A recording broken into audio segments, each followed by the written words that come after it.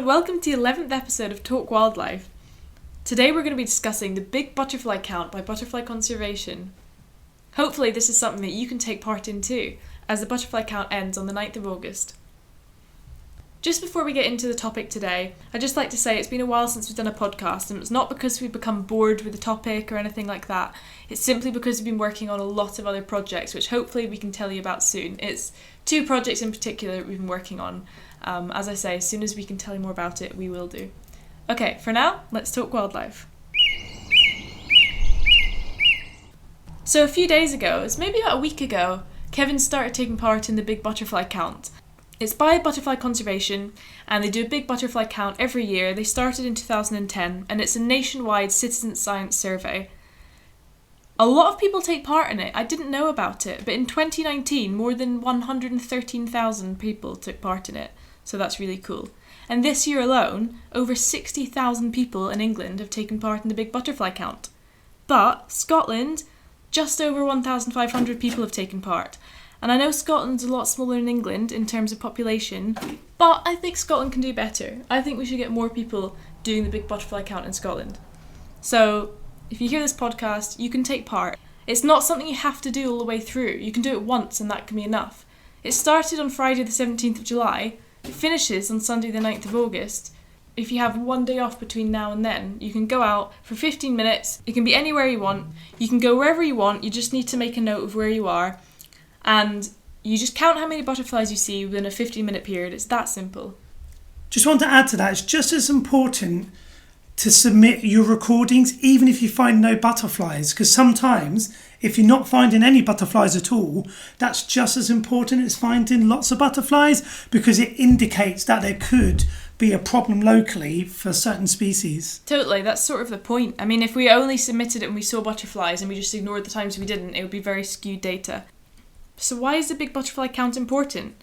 Butterflies are really important bioindicators because they're very sensitive to environmental changes. The presence or absence of them can help us to understand the health of an environment. They're also pollinators and a food source, as well as feeding on things themselves, of course. So they play a big part in the environment around them, as do all species. So if they decline in number, then it'll affect everything around them. Identifying these trends and the different species which may or may not be around compared to other years can help us to understand what's going on around us and why those particular species may be in decline or maybe increasing in number. So basically, it allows conservationists to plan how best to protect these butterflies and understand the effects of climate change or other effects in the environment. The website describes it really nicely by saying, counting butterflies can be described as taking the pulse of nature. So you can find out more on Big Butterfly Count. You can just Google Big Butterfly Count, or the website is bigbutterflycount.butterfly-conservation.org.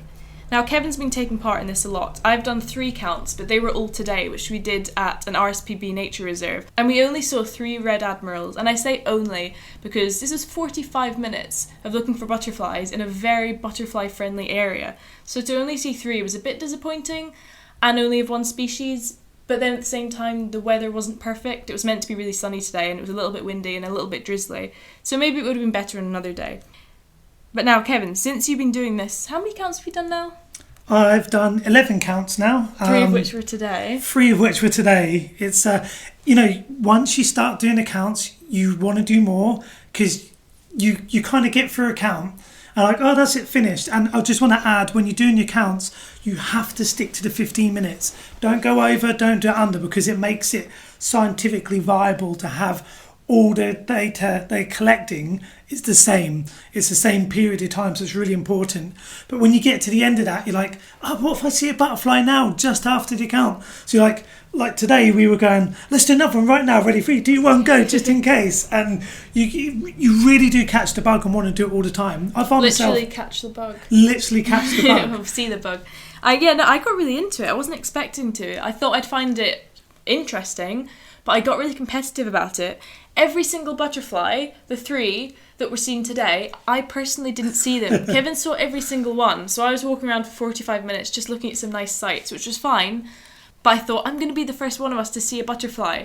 And then Kevin saw 3 and I saw none, so he well and truly beat me. But it did get competitive, so if you know someone you could do it with and make it competitive, that's great, because When you do it, you can submit the number of people taking part, so it can be one count done by 2 people, or you could do 2 separate counts, but you'd have to make sure it was well and truly separate and you weren't pointing out butterflies to each other.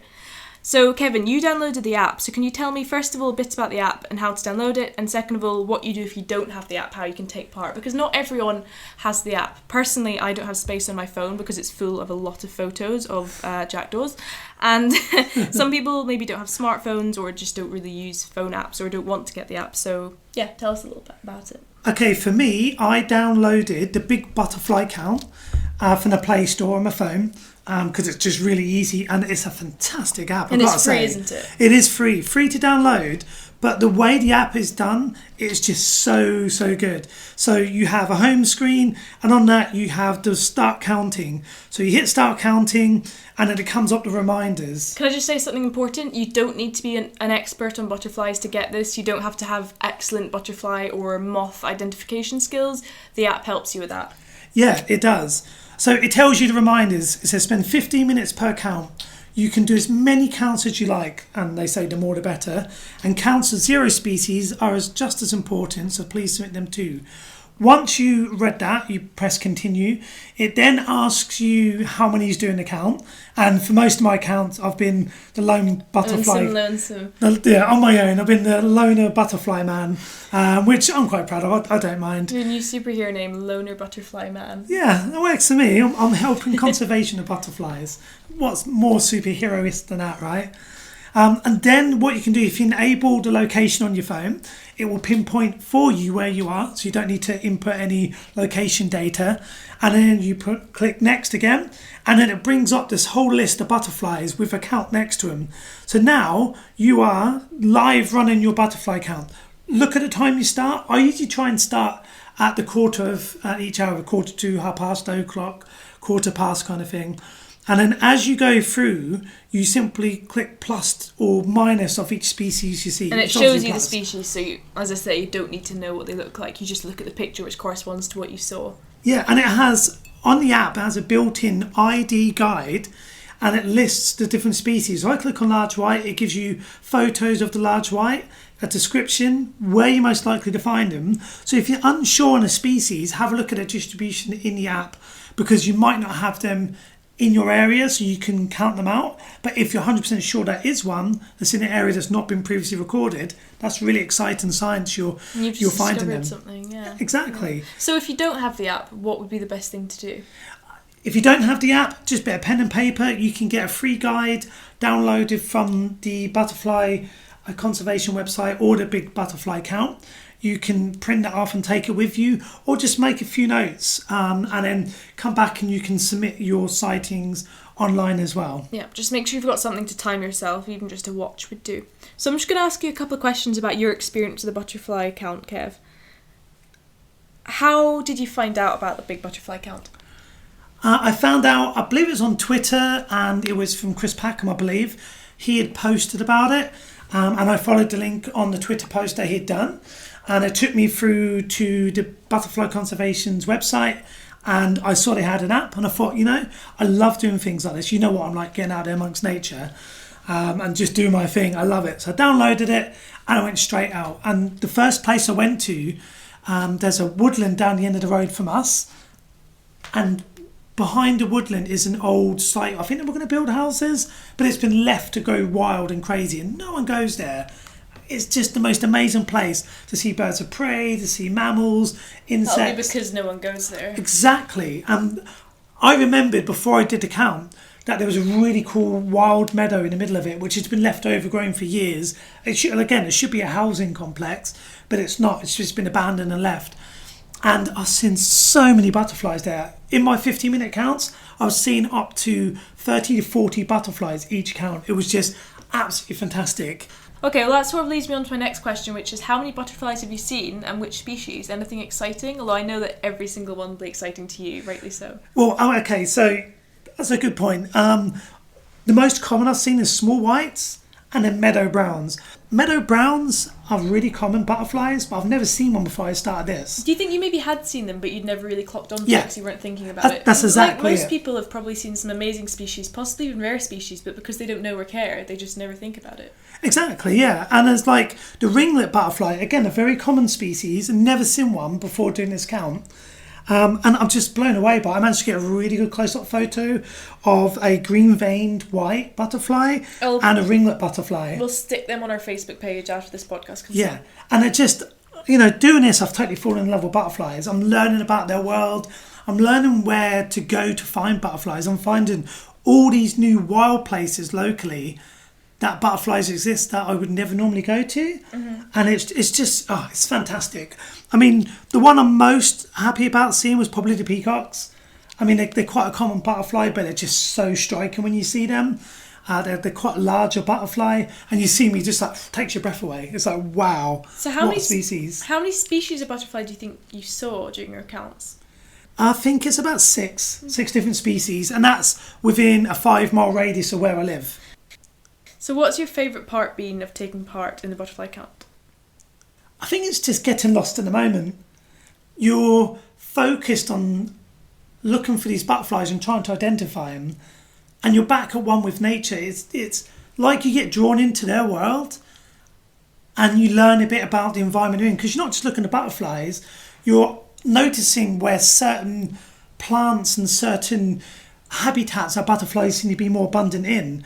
Like today, the RSPB Reserve, I thought we'd see loads of butterflies, but no. But then go to this wooded area, my little wild meadow that I go to, there's certain places, there's like these long tall grasses in the middle of the meadow, which I think I've got there accidentally. I don't think that they're by wild means.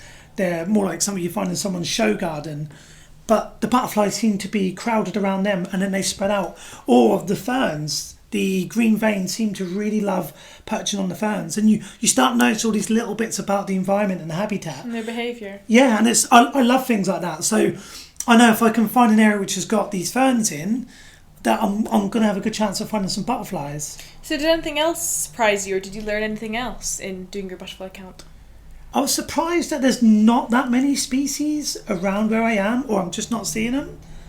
And I'm surprised at how few butterflies I see in between the places I go.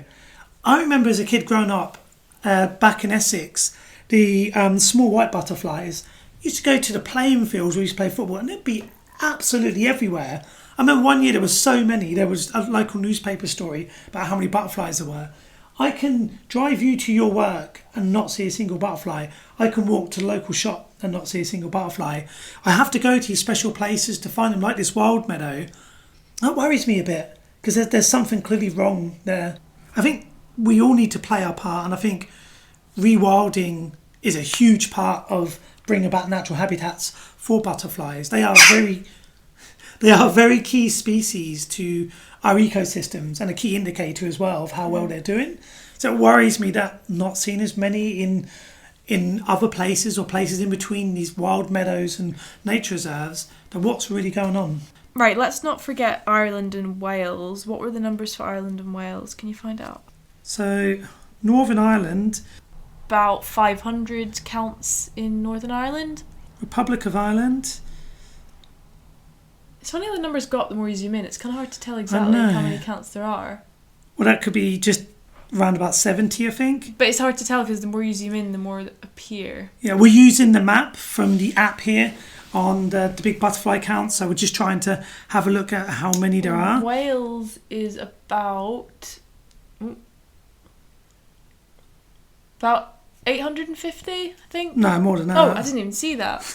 Oh, wow, okay. Oh, wow, Wales has beaten Scotland. Yeah. Come Well on, done, Wales.